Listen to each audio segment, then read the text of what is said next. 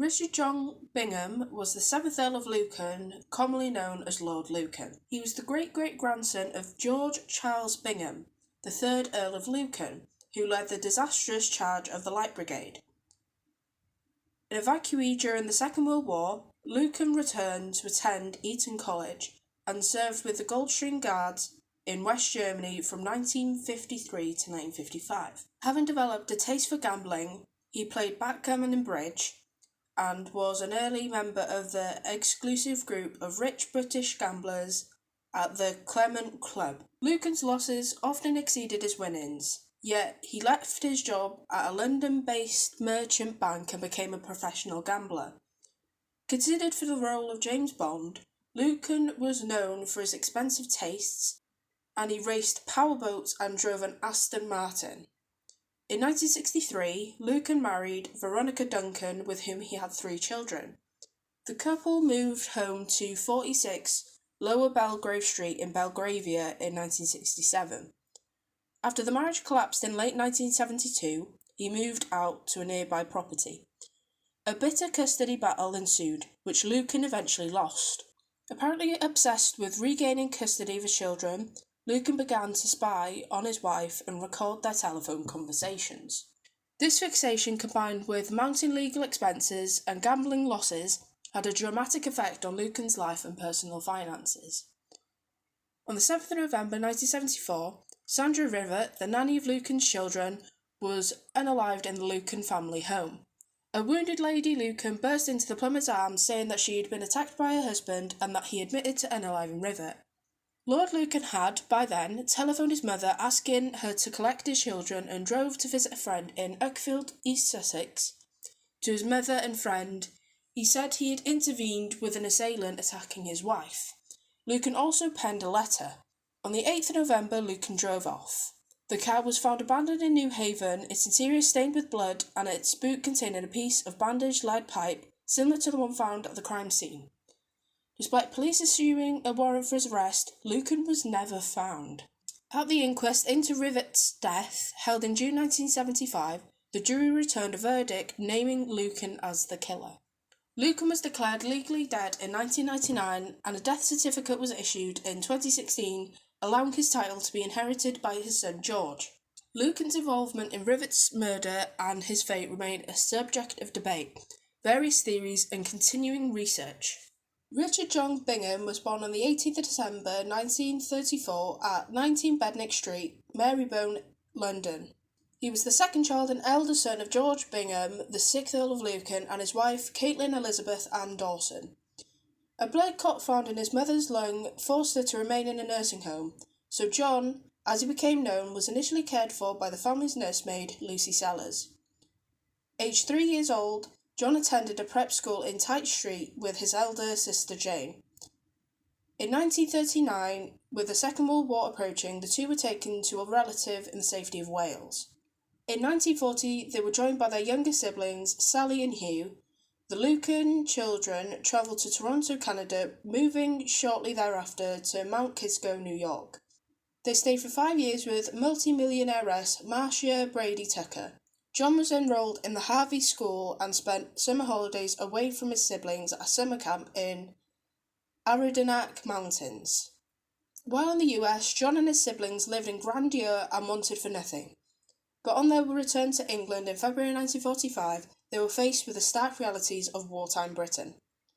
Rationing was still in force, their former home at Cheyne Walk had been bombed, and the family's house at 22 Eaton Square had had its windows blown out. Despite the family's noble ancestry, the 6th Earl and his wife were agnostics and socialists who preferred a more austere existence than that offered by Tucker, an extremely wealthy Christian. For a time, John suffered nightmares and was taken to see a psychotherapist. As a result, he remained an agnostic but ensured that his children attended Sunday school, preferring to give them a more traditional childhood. At Eton College, John developed a taste for gambling. He supplemented his pocket money with income from bookmaking, placing his earnings into a secret bank account, and regularly left school's grounds to attend horse races. According to his mother, John's academic record was far from creditable, but he became captain of Rose House before leaving in 1953 to undertake his national service. He became a second lieutenant in his father's regiment, the Goldstream Guards, where he was stationed mainly in Krefeld, West Germany. While there, he also became a keen poker player.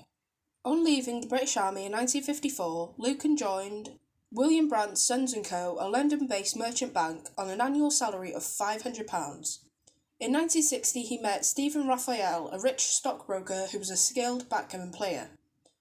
They holidayed together in the Bahamas, went water skiing and played golf, backgammon and poker. Lucan became a regular gambler and an early member of John Aspinall's Claremont Gambling Club, located in Berkeley Square. Lucan often won at games of skill like backgammon and bridge, but he also accumulated huge losses. On one occasion, Lucan lost £8,000, or about 2/3 of the money he received annually from various family trusts.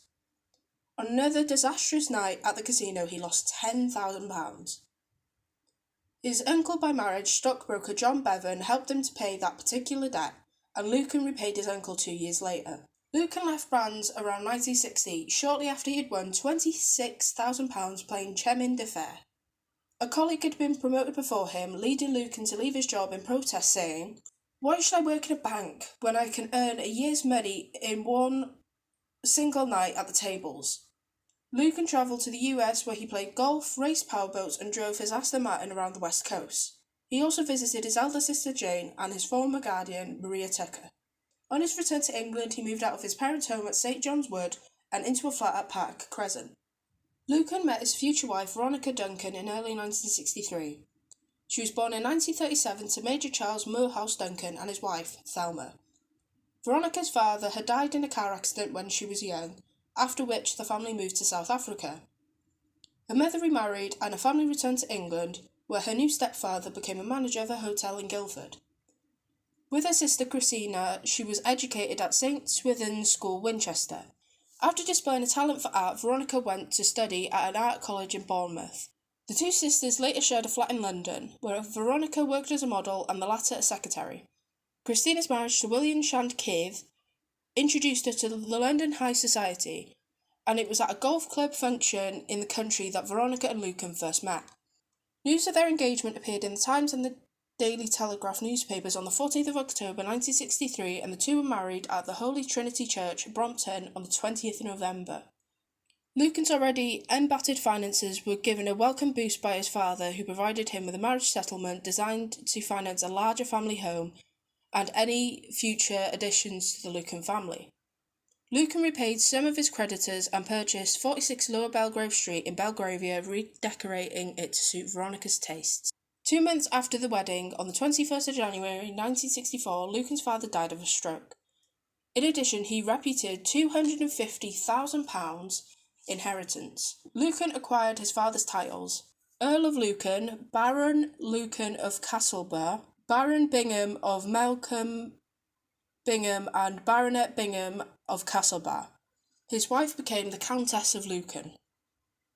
The couple had 3 children: Lady Frances Bingham, born on the 24th of October 1964, George Bingham, the 8th Earl of Lucan, born on the 21st of September 1967, Lady Camilla Bingham, born on the 30th of June 1970. Following the 1964 birth of the first daughter, Frances, from early in 1965, they employed a nanny, Lillian Jenkins, to look after her. Lucan tried to teach Veronica about gambling and traditional pursuits like hunting, shooting and fishing. In 1956, whilst working at Brandt's, he had written of his desire to have $2 million in the bank, claiming that motor cars, yachts, expensive holidays and security for the future world give myself and a lot of others a lot of pleasure. Lucan was described by his friends as a shy and taciturn man, but with his tall stature, luxuriant Gardism moustache and masculine pursuits, his exploits made him popular. In September 1966, he unsuccessfully screen-tested for a part in Women Times 7, prompting him to decline a later offer from a film producer, Albert R. Broccoli, to screen-test him for the role of James Bond. As a professional gambler, Lucan was a skilled player, once rated among the world's top 10 backgammon players. He won the St. James Club tournament and was champion of the West Coast in America. He gained the moniker Lucky Lucan, but his losses easily outweighed his winnings. In reality, he was anything but lucky. Lucan had interest in thoroughbred horses. In 1968, he paid more in race entry fees than he received in winnings. Despite some arguments over money, Veronica remained largely ignorant of his losses, retaining the use of the accounts at Savile Row's tailors and various Knightsbridge shops. Following the births of George and Camilla, Veronica suffered postnatal depression. Lucan became increasingly involved in her mental well-being, and in 1971 took her for treatment at a psychiatric clinic in Hampstead, where she refused to be admitted. Instead, she agreed to home visits from a psychiatrist and a course of antidepressants. In July 1972, the family holidayed in Monte Carlo, but Veronica quickly returned to England, leaving Lucan with their 2 elder children. The combined pressure of maintaining their finances, the cost of Lucan's gambling addiction, and Veronica's weakened mental condition took the toll on the marriage. 2 weeks after the strained family Christmas in 1972, Lucan moved into a small property at Eaton Row. Some months later, Lucan moved again, to a larger rented flat in nearby Elizabeth Street. Despite an early attempt by his wife at reconciliation, by that point, all Lucan wanted from his marriage was the custody of his children. In an effort to demonstrate that Veronica was unfit to look after them, Lucan began to spy on his family. His car was regularly seen parked in Lower Belgrave Street, later employing private detectives to perform the same task. He also canvassed doctors who explained that his wife had not gone mad, but was suffering from depression and anxiety. Lucan told his friends that nobody would work for Veronica. She had sacked Jenkins, the children's long-term nanny, in December 1972. Of a series of nannies employed in the house, one 26-year-old Stefania Sawaska was told by Veronica that Lucan had hit her with a cane and had, on one occasion, pushed her down the stairs. The Countess had apparently feared for her safety and told Sawaska not to be surprised if he kills me one day. Sawaska left the Lucan household in March 1973.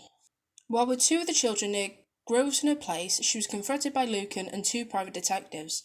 They told her that the children had been made wards of the court and that she must release them to his custody, which she did. Francis was collected from the school later that day. Veronica applied to the court to have the children returned, but concerned about the case's complexity, the judge set a date for the hearing 3 months ahead for June 1973. To defend herself against Lucan's claims about her mental state, Veronica booked herself a 4-day stay in Priory Clinic at Roehampton. While it was acknowledged that she still required some psychiatric support, the doctors reported that there was no indication that she was mentally ill. Lucan's case depended on Veronica being unable to care for her children, but at the hearing he was instead forced to defend his own behaviour against her. After several weeks of witnesses and protracted arguments in camera, on the advice of his lawyers, he conceded the case. Unimpressed by Lucan's character, Mr. Justice Rees awarded custody to Veronica. The Earl was allowed access every other weekend. Thus began a bitter dispute between the couple, involving many of their friends and Veronica's own sister. Lucan again began to watch his wife's movements.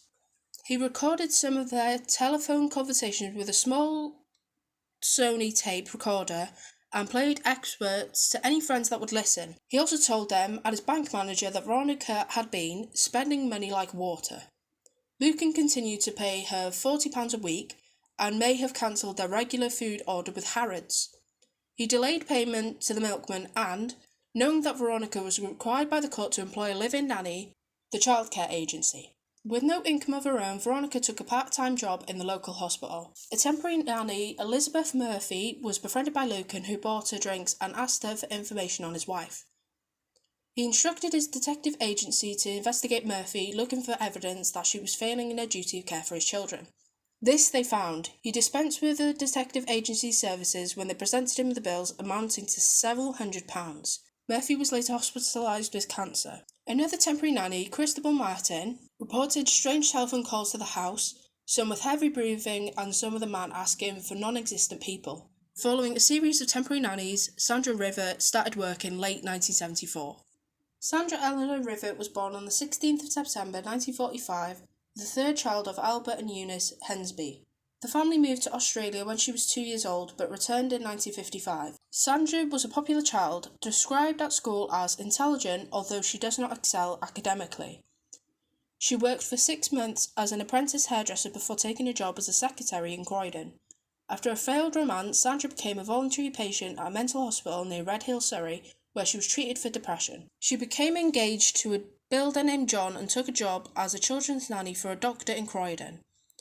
On the 13th of March 1964, she gave birth to a boy named Stephen, but as a relationship with John was failing, she returned to live home with her parents and considered giving the baby up for adoption. Her parents took on the responsibility and adopted him in May 1965. Sandra later worked at a home for the elderly before moving to Portsmouth to stay with her older sister. While there, she met Roger Rivett. The two married on the 10th of June 1967 in Croydon. Roger was serving as a Royal Navy able seaman and later worked as a loader for British Road Services, while Sandra worked part-time at Reedham Orphanage in Purley. In mid-1973, he took a job as an Esso tanker, returning to their flat in Kenley a few months later, by which time Sandra was employed by a cigarette company in Croydon. The marriage collapsed in May 1974 when, suspicious of Sandra's movements while he was away, Roger went to live with his parents. She was then listed on the books at a Belgravia domestic agency and had been caring for an elderly couple in that district. A few weeks later, she began to work for the Lucans. Sandra normally went out with a boyfriend, John Hankins, on Thursday nights, but had changed her night off and had seen him the previous day. The two last spoke on the telephone at about 8 p.m. on the 7th of November. Lady Lucan later claimed that, after putting the younger children to bed, at about 8:55 p.m, Sandra asked her if she would like a cup of tea, before heading downstairs to the basement kitchen to make one. Wondering what had delayed the nanny when she did not come back, Lady Lucan descended the first floor and called to Rivett from the top of the basement stairs, where she was attacked. As she screamed for her life, her attacker told her to shut up. Lady Lucan later claimed that moment to have recognised her husband's voice. The two continued to fight. She bit his fingers when he threw her face down on the carpet, managed to turn around and squeeze his testicles, causing him to release his grasp on her throat and give up the fight. When she asked where Rivett was, Lucan was first evasive but eventually admitted to having killed her. Terrified, Lady Lucan told him that she could help him escape only if he would remain without the house for a few days to allow her injuries to heal. Lucan walked upstairs and sent his daughter to bed, then went into one of the bedrooms. When Veronica entered to lie on the bed, he told her to put towels down first to avoid staining the bedding. Lucan asked her if she had any barbiturates and went to the bathroom to get a wet towel, supposedly to clean Veronica's face. Lady Lucan realised her husband would be unable to hear her from the bathroom and made her escape, running outside to a nearby public house, the Plumber's Arms. Lucan may have arrived at the Chester Square home of Madeline Florman sometime between 10 p.m. and 10:30 p.m. Alone in the house, Florman ignored the doll, but shortly afterwards she received an incoherent telephone call and put the receiver down. Bloodstains, which after forensic examination were found to be a mixture of blood groups A and B, were later discovered on her doorstep. Lucan certainly called his mother between 10:30 p.m. and 11 p.m. and asked her to collect the children from Lower Belgrave Street. According to the Dowager Countess, he spoke of a terrible catastrophe at his wife's home. He told her that he had been driving past the house when he saw Veronica fighting with a man in the basement. He had entered the property and found his wife screaming. The location from which Lucan made the call, and possibly the call to Florman, remains unknown. The police forced their way into Lady Lucan's home and discovered Rivett's body before his wife was taken by ambulance to St George's Hospital. Lucan drove the Ford Corsair 42 miles to Uckfield, West Sussex, to visit his friends, the Maxwell Scotts.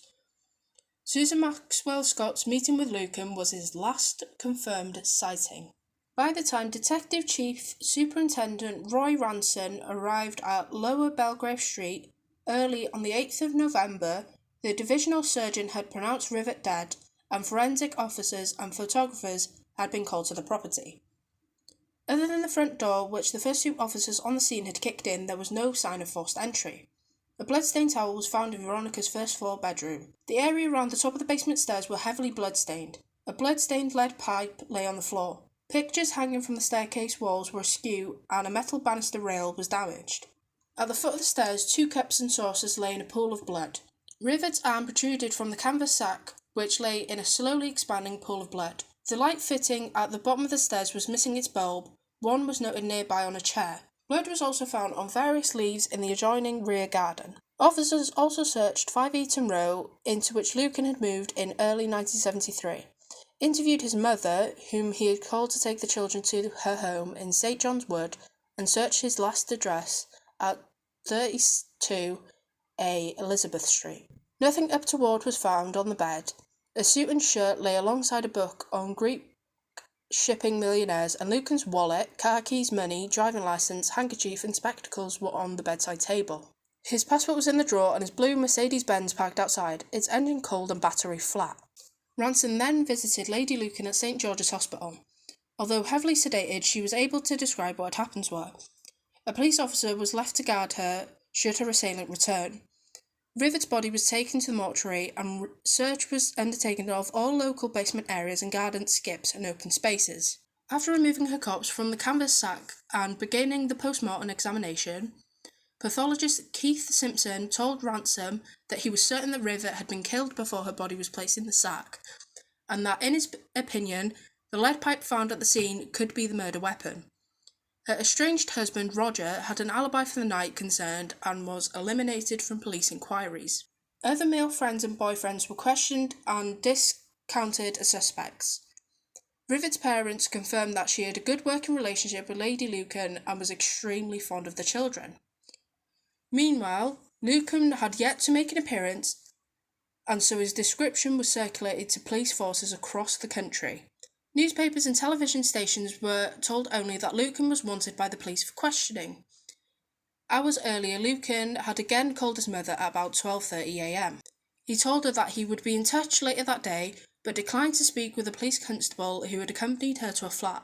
Instead, he said he would call the police later that morning. Ranson discovered that Lucan had travelled to Uckfield, where he was called by Ian Maxwell Scott. He told him that Lucan had arrived at his home a few hours after the murder and spoke to his wife, Susan. While there, the Earl had written 2 letters to his brother-in-law, Bill Shandkeith, and posted them to his London address.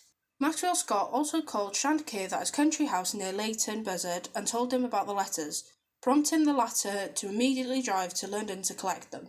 After reading them and noting that they were blood-stained, he took them to Ranson.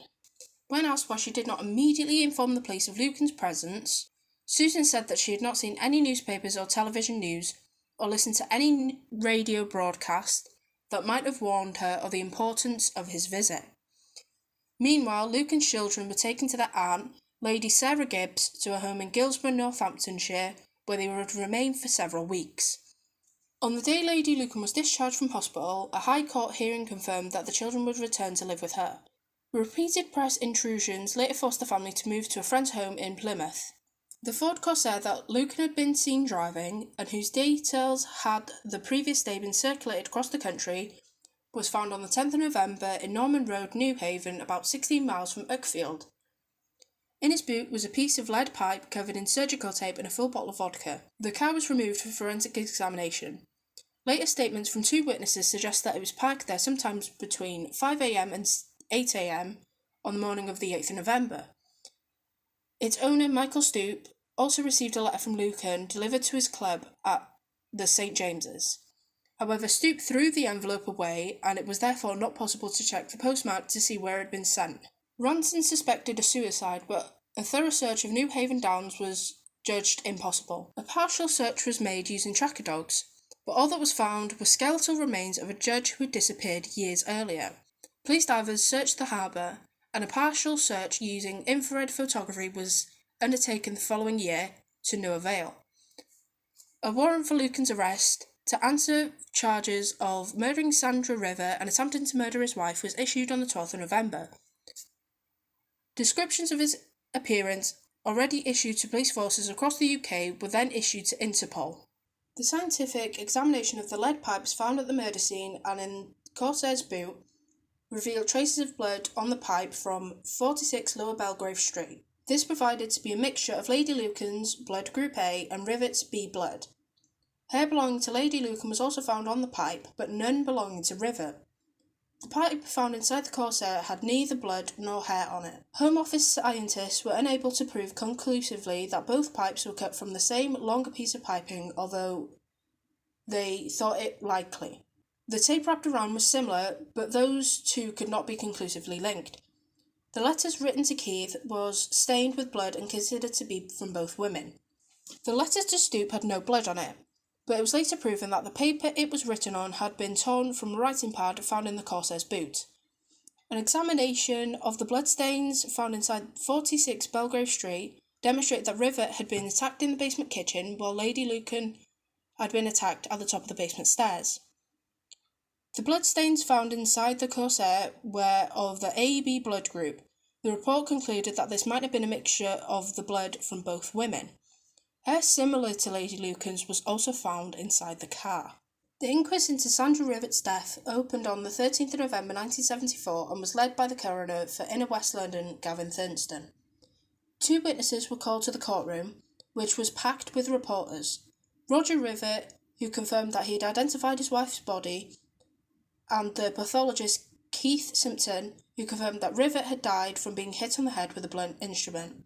At Ranson's request, the hearing then was adjourned. Further adjournments were made on the 11th of December 1974 and the 10th of March 1975 before a full inquest was scheduled for the 16th of June 1975. The hearing began with introductions from various legal representatives, including a lawyer hired for Lucan by his mother. Thurston introduced the jury to the case and explained their duties. They had selected 33 witnesses to be called over the following few days, including Lady Lucan, who each day wore a dark coat and a white headscarf. Thurston employed her on the relationship with Lucan, her marriage, her financial affairs, her employment of Rivett, and what happened on the night of the attack. The Dowager Countess's Queen Counsel attempted to ask Lady Lucan about the nature of their relationship or if she hated her husband, but Thurston ruled his line of questioning inadmissible. Detective Constable Sally Blower, who had taken a statement from Lady Frances Lucan on the 20th of November 1974, read the young girl's words to the court. Frances had heard a scream and a few minutes later had watched as her mother, with blood on her face, and father entered the room. Her mother had sent her to bed. She later heard her father calling her mother, asking where she was, and watched as he left the bathroom and walked downstairs. She also described how Rivett did not normally work on Thursday nights. The landlord of the Plymouth Arms pub described how Lady Lucan had entered the bar covered, head to toe in blood, before she fell into a state of shock. He claimed that she shouted, help me, I've just escaped from being murdered," and my children, he'd murdered my nanny." Simpson outlined his post-mortem examination, including that death was caused by blunt head injuries and inhalation of blood. He confirmed that the lead pipe found at the scene was most likely responsible for Rivett's injuries. Some to the left eye and mouth he thought were most likely to have been caused from punches from a clenched fist. The last person to confirm seeing Lucan alive, Susan Maxwell Scott, told the court that the Earl looked dishevelled and his hair a little ruffled. His trousers had a damp patch on the right hip. Lucan had told her that he was walking or passing by the Lower Belgrave Street residence when he saw Veronica being attacked by a man. He let himself in and slipped in a pool of blood at the bottom of the stairs. He told Maxwell Scott that the attacker had run off and that Veronica was very hysterical and accused him of having hired a hitman to kill her. Once the hearing had ended, Thurston made a summary of the evidence presented and told the jury their options. At 11:45 a.m, the foreman announced, "Murder by Lord Lucan." Lucan became the first member of the House of Lords to be named as a murderer since 1760, when Lawrence Shirley, 4th Earl of Ferrers, was hanged for killing his bailiff. He was also the last person to be committed by a coroner to the Crown Court for unlawful killing. The coroner's power to do so was removed by the Criminal Law Act of 1977. Rivett's body, which had been held for several weeks following the murder, was released to her family and cremated at Croydon Crematorium on the 18th of December 1974. Police spokesman cited Lady Lucan's desire to not upset the family as a reason for her non-attendance at the cremation. Lucan's friends and family were critical of the inquest, which they felt offered a one-sided view of events. His mother told reporters that it did not serve any useful purpose at all. Veronica's sister Christina said that she felt great sadness and sorrow at the verdict. Susan Maxwell Scott continued to press the Earl's claims of innocence and claimed to feel awfully sorry for the Countess. However, as Lucan remained absent, his description of a traumatic night of unbelievable coincidence came only from the letters he authored and the people he spoke to after Rivett's murder. While his fingerprints were not found at the scene, his assertions made no provision for the lead pipe discovered in the boot of the Corsair, the claims by some that he discussed murdering his wife, or the lack of a viable suspect for the man he claimed to have seen fighting her. No sign of forced entry was found, and officers attempting to demonstrate that Lucan could have seen into the basement kitchen from the street could only by stooping low to the pavement. The light in the basement of 46 Lower Belgrave Street was not working, making it even more difficult to see into the room. Its light bulb, which was tested and found to be in working order, was found removed from its holder and left lying on a chair. Furthermore, Lady Lucan claimed to have not entered the basement that night, contradicting the Earl's version of events. His wife's account is supported by the forensic examination made of the blood splashes and stains found at the property. Some traces of Lady Lucan's blood were found in the basement and the near garden, and on the canvas sack used to store Rivet's body. This may have been due to contamination at the scene. The man Lucan claimed to have seen could not have left through the basement's front door, as it was locked, and the rear door led to a walled garden through which no trace of an escape was found. No signs that the men left by the ground level front door were discovered, and no witnesses reported seeing any such person near 46 Lower Belgrave Street. In contrast to his defenders, the national press were almost unanimous in their condemnation of Lucan. Their leader writers ignored the risk of libel and identified him as Rivet's killer. As Lucan's bankruptcy proceeded, in August 1975 his creditors were informed that the missing Earl had unsecured debts of £45,000 and preferable liabilities for £1,326. His assets were estimated at £22,632. The family silver was sold in March 1976 for around £30,000. His remaining debts were repaid by the Lucan Family Trust in the years immediately following his disappearance. The Lucan was presumed dead in the chambers on the 11th of December 1992 and was declared legally dead on the 27th of October 1999. Lucan's family was granted probate over his estate, but no death certificate was issued, and their heir, George Bingham, was refused permission to take his father's title and seat in the House of Lords. Following the passage of the Presumption of Death Act 2013, Bingham began a new attempt to have his father declared dead, which proved successful with a High Court decision on the 3rd of February 2016. He therefore inherited his father's title, becoming the 8th Earl of Lucan. The last confirmed sighting of Lucan was by Susan Maxwell Scott, as he left the Maxwell Scott property in Stoops, Ford Costair, and his fate is unknown. Ransom initially claimed that Lucan had done the honourable thing and had fallen on his own sword, a view repeated by many of Lucan's friends, including Aspinall, who said that he believed the Earl was guilty of Rivet's murder and that he had committed suicide by skirting his motorboat and jumping into the English Channel with a stone tied to his body. Lady Lucan believed that her husband had killed himself, like the nobleman he was.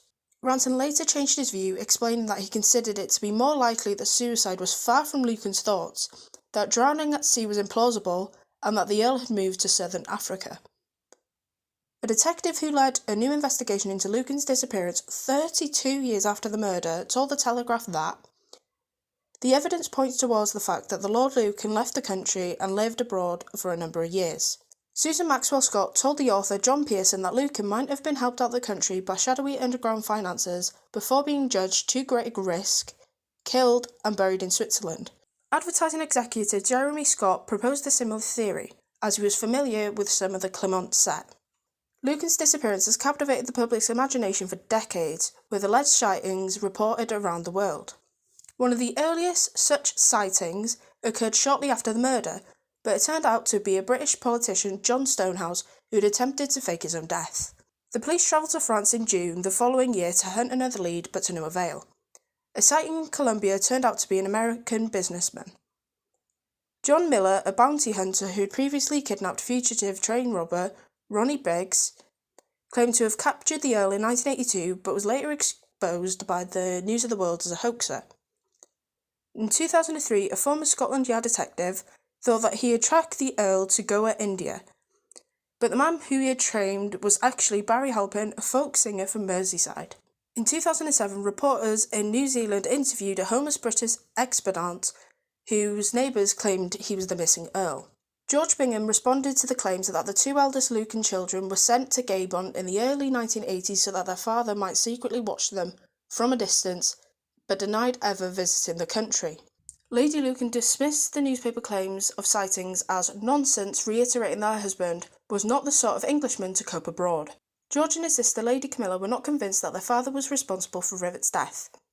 Following the murder, Lady Lucan fell into addiction with antidepressant drugs, resulting in her children being fostered by her in-laws, the Shand Keiths, in 1982. She remained estranged from her children for the remainder of her life. Lady Lucan died by suicide on the 26th of September 2017, believing she had undiagnosed Parkinson's disease. She stated in her will that she'd be leaving her money to shelter because of her children's lack of good manners, having not spoken to them since the 1980s. Her son George commented, "I applaud the decision." In 2020, a sighting was reported in Australia. A pensioner living in suburban Brisbane was alleged to be Lord Lucan by Professor Hassan Ugale, a leading computer scientist. Ugale claimed state-of-the-art facial recognition technology had positively identified the man as Lucan. The man, who lives in what's described as a Buddhist commune in Brisbane's outer suburbs, was found by Rivet's son, Neil Berriman, and is reportedly the same age as Lucan. Writer Laura Thompson noted long-disputed rumours about the Lucan marriage, persisting for years. According to an article by Thompson in 2024, there was a theory considered by some associates that Lady Lucan killed Rivet herself and framed her husband. Such accusations were compounded by claims about Lady Lucan's mental state and the fact that her blood as well as Rivet's were present at the murder scene, and a medical doctor who testified at the inquest that it was possible, if unlikely, that Lady Lucan's head injuries could have been self-inflicted. Thompson also wrote that Lady Lucan was described by her sister as a consummate actress.